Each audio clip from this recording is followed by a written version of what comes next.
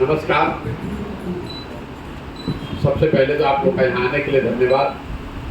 जैसा कि आपको पता है, जल स्वराज अभियान के तहत पिछले वर्ष 2 अक्टूबर गांधी विद्यारवा आश्रम से हम लोगों ने जो पदयात्रा शुरू की है, आज उसके करीब 220 दिन होने को आ गए हैं। पिछले 220 दिनों में पश्चिम चंपारण विद्यारवा से चल के पूर्वी चंपारण, शिवहर, गोपालगंज, सिवान, छपरा होते हुए मैं पिछले 3 हफ्ते से आपके ज़िले वैशाली में हूँ।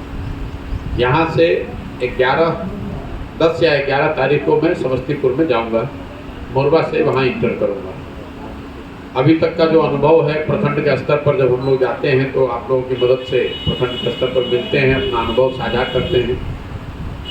जिले की पूरी समझ है वो तो जब जिला की पदयात्रा खत्म करेंगे आने वाले 10 दिनों में, तो मौका मिलेगा तो पत्रकार साथियों के साथ बैठकर वो चर्चा करेंगे, उसकी बात बताएंगे।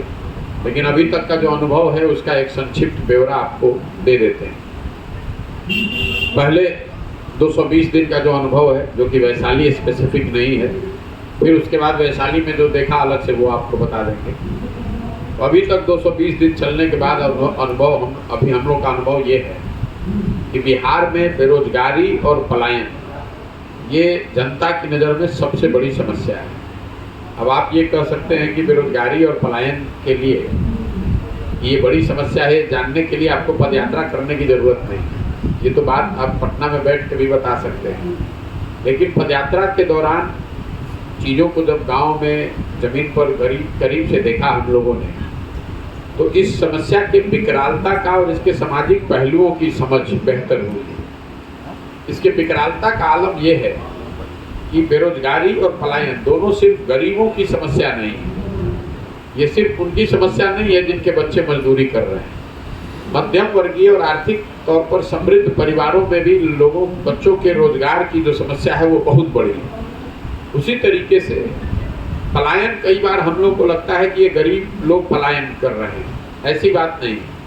गरीब तो मजबूरी में पलायन कर ही रहा है। जो पढ़े लिखे समाज हैं, जो आर्थिक तौर पे, सामाजिक तौर पर मजबूत लोग हैं, उनके लिए भी पलायन बहुत बड़ा मुद्दा है।